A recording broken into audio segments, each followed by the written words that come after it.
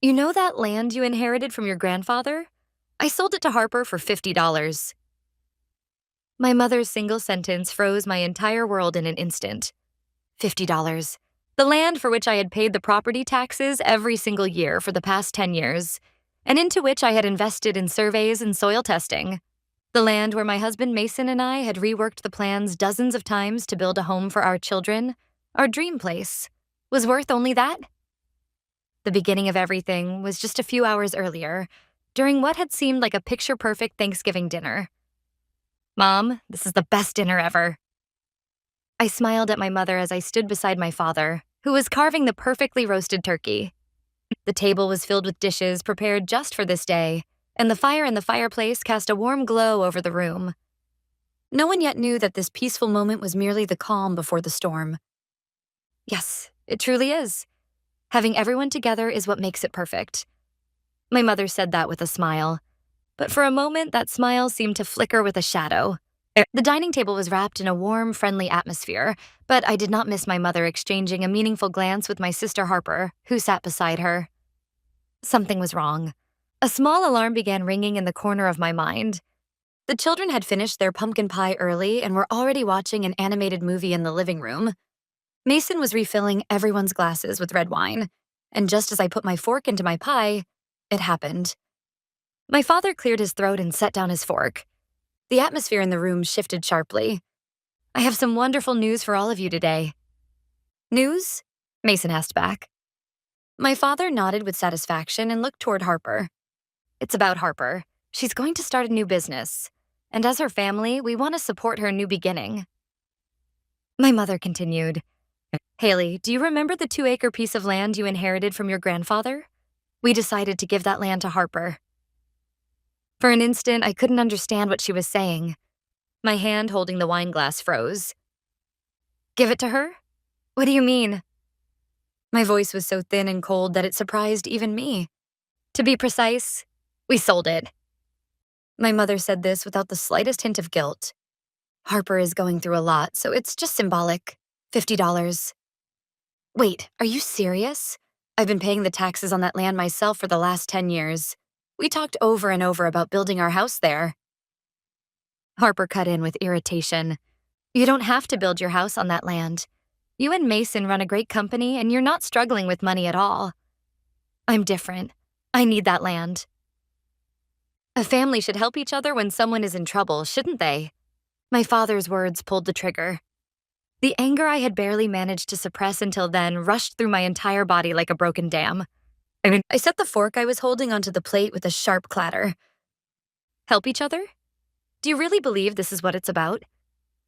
Placing both hands on the table, I glared at each of my family members one by one.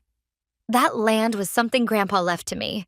And you think selling it behind my back without a single word to me is helping? And for only $50? Don't be ridiculous. At my outburst, my mother screamed hysterically, How dare you speak like that? Harper's eyes were teary as she snapped at me. You're rich and still so stingy. Not one of them tried to reflect on what they had done. It's not about money. It's about trust. You trampled not only on my dream but on Grandpa's wishes as well. Grandpa would have said you should help your family when they're in need. I was stunned hearing my father's one-sided words. It's useless. Nothing I say will ever reach these people. The heat in my head cooled in an instant. I quietly rose from my chair. Enough. Now I truly understand what kind of people you all are. My voice was eerily calm, devoid of any trace of emotion. The lavish dinner left on the table looked nothing more than bitter remnants. Mason, we're leaving. Get the kids ready. I turned my back and spoke only to my husband. I did not look back at the family who stared at me as if frozen in place. The Thanksgiving dinner came to an end in the worst possible way. The car ride home was wrapped in a heavy silence. From the back seat, the only sound was the gentle breathing of our children, who had fallen asleep in exhaustion. Mason quietly placed his hand over the fist I had been clenching. Haley, are you okay? His gentle voice loosened the tension inside me just a little. No, I'm not okay. I'm not going to let it end like this. I said this with a quiet fury, still facing forward. The city lights streaming past the window blurred before my eyes. Mason. I took a breath, strengthening my resolve. Do you remember when we bought that gravel road leading to the land because Dad and Mom were acting strange 2 years ago? Yeah, of course I remember. Mason nodded. You said it was just in case. Maybe you were right back then. Yes, I nodded. That will be our first trump card. When we arrived home and put the children to bed, I headed straight to the study. From my phone's contacts, I searched for a certain name. After 3 rings, a calm voice answered. Hello? Brooklyn, I'm sorry to call so late. It's Haley. Haley, what's going on Thanksgiving night? Did something happen? Brooklyn has been my best friend since college. A few years ago, when Mason and I founded our design firm, me as an interior designer and Mason as an architect, I asked her as a lawyer to support us. Now she is our company's trusted legal advisor. There was tension in Brooklyn's voice. Yes, and in the worst way. The time has finally come. I told Brooklyn everything that had happened at the Thanksgiving gathering. My parents' betrayal, Harper's demands, and the insulting price of $50. Brooklyn listened to everything in silence and then spoke calmly and firmly. It's the worst-case scenario among the possibilities I imagined. But stay calm, Haley. You're not alone. I'll check the title records first thing tomorrow morning. I nodded quietly at her words. Around that time, Harper was probably smiling at her phone screen. A new post had appeared on her Instagram, alongside a cheerful caption, starting a new business, making my dream come true in the best location. #Airbnb, #girlboss, #loving nature, was a photo of that land. In the comments, ignorant of the situation, her friends wrote innocent congratulations, like, congrats. The next day, Brooklyn contacted me as promised. Her voice was calm and filled with certainty, completely different from last night. Haley, just as expected, the land is still jointly owned by you and your father. Without your notarized signature, any sales contract they claim to have made is nothing more than a piece of scrap paper. Legally, it means absolutely nothing. I felt relief wash over me at Brooklyn's report. I see. Thank you. What should we do next?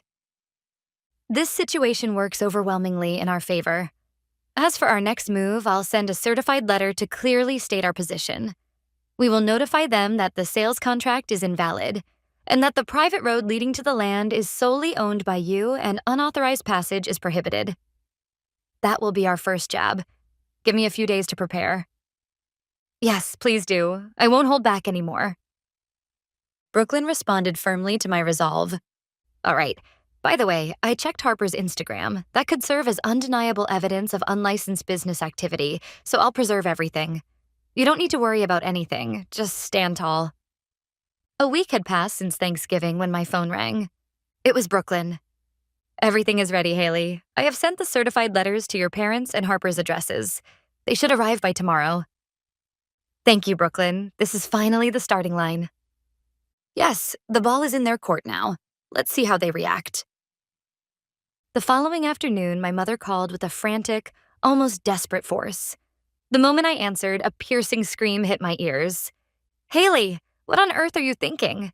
We got a letter from a lawyer. Are you planning to sue us? There shouldn't be a single word about suing, Mom. We simply notified you of the legal facts. I replied calmly. Legal facts? It says things like the sales contract is invalid and the ownership of the access road belongs to Haley. All this nonsense. This is intimidation. From the other end, I could hear my father's panicked voice. Calm down for a moment. How am I supposed to calm down? My mother screamed. We're family, aren't we? And yet you treat us like strangers. You're the ones who started treating me like a stranger. My mother was left speechless at my cold remark. In that moment of silence, Harper's voice suddenly burst in from the other end of the line. You're so mean, Haley. Do you hate seeing me happy that much? I've already taken the reservation money. What am I supposed to do now? Reservation money? So Brooklyn was right. She had already acted on her plan. Harper, do you even understand what you're doing? Did you get the proper permits for that business plan? Shut up. It has nothing to do with you. Just withdraw that stupid letter right now. If you don't, I'll cut ties with the family. She hung up the phone violently after screaming her ultimatum. I let out a long breath and immediately called Brooklyn. Just as we expected, And we got something important: reservation money. Harper is already collecting payments. She is? That could qualify as a serious act of fraud. I bit my lip at her words. Harper was already stepping over the line of the law. Did she even understand the weight of the crimes she was starting to commit?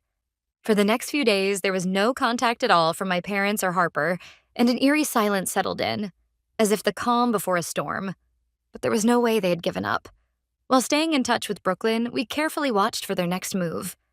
A few days after sending the certified letter, Brooklyn sent me a video file. "Haley, look, this was recorded this morning." When I opened the file, the familiar entrance to the gravel road came into view. There, a pickup truck driven by Harper's boyfriend appeared, ignoring the warning signs as it entered the property. In the truck bed were stakes and ropes, construction materials. Harper was in the passenger seat. Unbelievable. They're completely ignoring the warning. Beside me, Mason stared at the screen with a grim expression. "Yeah, this is clear trespassing. It's undeniable evidence.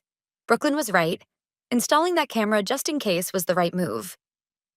"Yes, but still, they would actually go this far?" My voice trembled with anger. They decided to ignore a formal warning from a lawyer and act like the land is theirs? I'm honestly shocked beyond words. Seeing Harper strutting around confidently on the screen filled me not just with anger, but with a deep sense of contempt. This wasn't a family issue anymore. It was simply a crime. I will never forgive this. Glaring at the screen, I made that vow with absolute conviction. Mason gently wrapped his hand around my clenched fist. There was no hesitation left in me. If they chose that path, then we would simply fight back with everything we had. My anger wasn't just about losing the land. After my grandmother passed away, neither my father, nor my mother, nor Harper ever bothered to visit my grandfather living alone in that house. The only ones who visited him every weekend, kept him company, and helped maintain the garden were Mason and me. "Haley, I want to entrust this house and land to you." Sitting with me on the sunlit porch, my grandfather had said that many times as he held my hand. I would never allow their selfish desires to defile that warm promise and my grandfather's wishes. Even so, why had Harper become so desperate? Despite flaunting a glamorous life on social media, she was willing to drag the whole family into this fight just to get the land. Her obsession felt unnaturally intense. When I told Brooklyn about that small sense of unease, she immediately started investigating. A few days later, what she discovered was far worse than I had imagined. Harper had been living with her gambling-addicted boyfriend, drowning in the massive debts he had accumulated and struggling to cover their daily expenses. To her, that land was not a place to fulfill her Airbnb dream, but her last trump card, something she could convert into quick cash. My hand tightened around my phone. We could have filed a lawsuit immediately, but before doing that, I believed they needed to face reality. Just once. They had to understand how reckless and illegal their actions truly were. "Come to the lawyer's office this Saturday at 10 in the morning," I told my father on the phone in a tone that allowed no refusal. "Brooklyn will be present as well. Harper and her boyfriend must come with you. This is the last opportunity for us to communicate our demands directly. If we cannot resolve things here, the next step will be a formal lawsuit. Tell them this is the final notice." On the appointed day, the meeting room was filled with an icy tension. Mason, Brooklyn, and I sat on one side, while across from us were my parents with stiff expressions, a sulking Harper, and her boyfriend sitting with his arms crossed, glaring at us in an intimidating manner. Brooklyn placed the stack of documents she had prepared on the table and began calmly. "Let me be blunt. The sales contract you attempted to execute for the land is legally invalid. The land is jointly owned by Haley and her father, and any contract without Haley's signature is nothing more than a worthless piece of paper." "That can't be." My father growled as he glared at Brooklyn. Beside him, my mother tugged anxiously at his sleeve, her face pale. "Darling, didn't you say you checked everything? You told me there wouldn't be any problem even without Haley's permission." Her trembling voice was laced with unmistakable blame. You could see the panic spreading between them as they realized just how poorly planned their scheme had been. Brooklyn pressed on. "Furthermore, regarding the Airbnb business Harper intends to run, operating without a permit and collecting reservation money in advance may constitute fraud. And please look at the surveillance footage. This is clear evidence of trespassing." When Brooklyn turned the laptop screen toward them, Harper gasped at the sight of herself on the video. But her boyfriend scoffed. So what? You're the one being ridiculous by dragging a lawyer into a family matter. You're wealthy anyway. Giving Harper a piece of land or two shouldn't matter to you. I spoke quietly at his arrogant words. Very well. Then let's talk about this as a business matter. If you want to use that land, you will need the right to pass through the private road, which is the only access route. We are willing to sell that access right to you for $69,000, payment in full. $69,000? Harper shrieked. It's just a gravel road. Don't be stupid. You're the ones being stupid. I looked Harper straight in the eye. I don't want to hear that from people who tried to steal my 10 years of work and Grandpa's promise for $50. The discussion collapsed completely. They refused to acknowledge their wrongdoing until the very end, and instead began insulting me, calling me cold and greedy. That will be enough. I stood up quietly. Any further discussion is meaningless. Brooklyn, proceed as planned. Brooklyn nodded and said in a chillingly steady voice, All right, then everyone, we will see you in court. That sentence seemed to sever the last threads of their self-control. My father slammed the table and shouted, Don't you dare! This is ridiculous! My mother collapsed into tears as she began pleading with me. Haley, please think this through. We're family, aren't we? Harper shrieked, hurling insults at me. You're the worst! I said nothing more and turned my back on them. Mason placed a hand on my shoulder and we walked together toward the exit. Their screams and sobs pierced my back, but my heart was strangely calm. The following week, Brooklyn officially filed the complaint with the district court. The claims included confirmation of land ownership, a petition for division of co-owned property, and a damages claim against Harper and her boyfriend for trespassing. The true legal battle had begun. News of the lawsuit spread through our relatives almost instantly. It was the result of my parents and Harper presenting themselves as victims, selectively weaving a narrative that favored them. Aunts and uncles called me one after another to criticize me. Suing your own parents and sister? Something is wrong with you. If you would just compromise a little, everything would be resolved peacefully. None of them cared about the taxes I had paid for 10 years. To them, I was nothing more than a cold, successful woman who disrupts family harmony. Pay them no mind, Haley. Brooklyn said this while flipping through a mountain of documents. They're speaking from emotion. We will speak only with facts in court. A few weeks later, a written answer arrived from the opposing side's attorney. The contents were so absurd they made me feel more stunned than angry. It claimed that Harper had sought business advice from her kind older sister, Haley, only for Haley to refuse help out of jealousy and impose unreasonable demands. As for my parents, they even asserted that, due to their advanced age and declining judgment, it is possible that Haley manipulated them into setting the land as joint ownership through cunning persuasion. This is awful. It's practically fiction. Mason muttered that bitterly as he held my shoulder. Yeah, but this is their strategy. They're trying to paint us as villains and gain the judge's sympathy. I analyzed things calmly. But emotional stories are powerless in front of objective evidence. From there, our real counterattack began. Following the discovery procedure, Brooklyn began revealing our evidence one card at a time. First, the certified copy of the title deed clearly listing my father's and my names. Next, 10 years' worth of property tax payment certificates and a stack of receipts showing the costs of surveys and soil inspections. Then, multiple files of surveillance footage, each with timestamps, showing Harper and her boyfriend trespassing.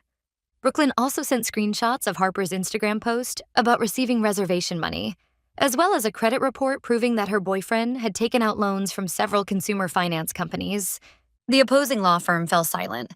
They were likely overwhelmed by the difference between the story their clients had told them and the facts we presented. Before we knew it, the day of the trial arrived. The atmosphere in the courtroom was tense. As expected, the defense attorney chose a strategy that appealed to emotion, calling my mother as their first witness. With tears streaming down her face, my mother described me as a cold daughter who became successful and stopped caring about her family, and Harper as a poor sister whose dreams were crushed by her jealous sibling. Relatives in the gallery began crying, and for a moment it felt as if the entire courtroom had turned against me. A cold unease wrapped around my heart. But that mood was shattered by Brooklyn's calm cross-examination. "Ma'am," Brooklyn spoke gently, but her eyes were sharp as she looked at my mother. "Let me confirm a few facts. Were you aware that Harper was carrying $90,000 in debt caused by her partner's gambling?" "What?" My mother's eyes widened. "That's—" "And were you aware that Harper had already collected tens of thousands of dollars in reservation fees for her planned Airbnb business, despite having no permits and therefore conducting illegal operations?" The color drained rapidly from my mother's face. She couldn't answer. Her trembling lips repeated only, "I don't know." Brooklyn turned toward the judge and presented the final brief. "Your Honor, the defendant's claims are nothing but fabrications and emotional appeals. In contrast, please review the evidence we have submitted. 10 years of property tax payments, substantial receipts proving investment into the land, and clear footage of the defendant's trespassing. The facts are undeniable. The plaintiff, Haley, is the rightful heir who honored her grandfather's wishes and has lawfully and faithfully protected the land."